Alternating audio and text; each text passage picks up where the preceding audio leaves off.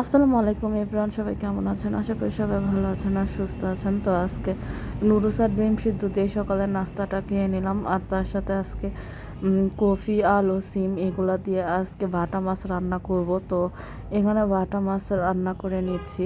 আর আজকে ভাটা মাছই রান্না করবো, আর কোনো তরকারি রান্না করব না, কারণ আজকে আমার জারের বাসা থেকেও কিছু তরকারি দিয়েছি। এখানে লাউ দিয়েছে আর লাল শাক দিয়েছে। তো আজকে এগুলো দিয়ে খেয়ে ফেলবো। আর ফ্রিজে কিছু বাসি তরকারি আছে। তো মাছটা এই যে দিয়ে দিলাম, এখন দিয়েছে নেড়ে চেড়ে নিব, এরপর একটু ঢাকনা দিয়ে ঢেকে দিব। আর এই যে তেল আস্তে আস্তে উপরে উঠে এসেছে, এখন আমি তরকারিটা হয়ে গিয়েছে নামিয়ে ফেলবো। আর এই যে গোসল টোসল করা শেষ হয়েছে, তো এখন আমরা দুপুরের খাবার খেয়ে নিচ্ছি। এখানে যে তরকারি নিয়ে নিয়েছি ভাটা মাছের, আর সাথে লাউ আর শাক। আর বিকালবেলা আজকে যে আচার বানিয়ে নিচ্ছে, এখানে জলপাই থেতলি আচার বানিয়ে নিয়েছে। তো এভাবে আচার তো আমার বানাতে খুবই ভালো লাগে। আর আমার বাসায় সবাই আচার এত বেশি পছন্দ করে যে বানানোর সাথে সাথে আচার শেষ হয়ে যায়। তো আজকে এই যে আমি এখানে অল্প কিছু জলপাই ছিল, তো সেগুলো দিয়ে আচার বানিয়ে নিচ্ছি। তো আপনারা কারা কারা জলপাইয়ের আচার পছন্দ করেন জানাবেন। তো এখানে আমি একটু চিনিটা একটু বেশি করেই দিব, কারণ সবাই একটু মিষ্টি মিষ্টি আচারই বেশি পছন্দ করে আমার বাসায়। আর এখানে একটু কাশ্মীরি লঙ্কা গুঁড়ো দিয়ে দিচ্ছে, কারণ কাশ্মীরি লঙ্কা গুঁড়ো দিলে আচারের কালারটা দেখতে অনেক সুন্দর হয়। সবাই ইগনোর করবেন, কারণ এই ঠান্ডার মধ্যে আসলে অতিরিক্ত ঠান্ডা লেগে গিয়েছে, এর জন্য ভয়েস দেওয়ার সময় একটু কাশি চলে আসছিল।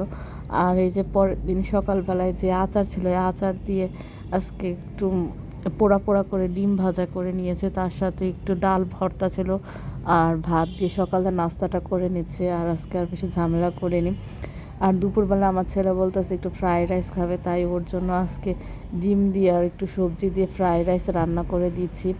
আর বাচ্চাদের আসলে কখন কি খেতে মন চায় কিছুই বোঝা যায় না। তো এখানে ফ্রাইড রাইসটা আমি রান্না করে নিচ্ছি, আর ঘরে যা যা উপকরণ ছিল ওগুলো দিয়েই খুব সহজভাবে রান্না করে নিচ্ছি। এর সাথে আজকে একটু চিলি চিকেন করে দিব, আর আর দুইটা লেগ পিস আছে সেগুলো একটু ফ্রাই করে দিব। আর আমি এমনি চিকেনগুলোকে বাসায় মাখিয়ে ফ্রিজে রেখে দিই, কারণ অনেক সময় বাচ্চাদের খেতে ইচ্ছে করলে ওকে আমি ভেজে দিই। তো এখানে এই যে চিলি চিকেনটাকে খুব সুন্দরভাবে রান্না করে নিচ্ছি, সবাই বলবেন কেমন হয়েছে।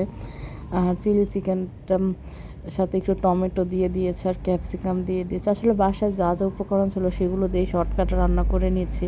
আর এখন এই যে চিকেনটা ফ্রাই করে দিব, এখানে 2 পিস লেগ পিস মাখিয়ে রাখা ছিল, তো সেই 2 পিসই ভেজে দিচ্ছি।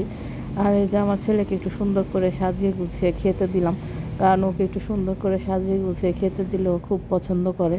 আর বলতেছে আম্মু রেস্টুরেন্ট থেকে যেহেতু খাবার সাজিয়ে দাও, আমাকে সাজিয়ে দাও। সবাই ভিডিওটা ভালো লাগলে দেখবেন।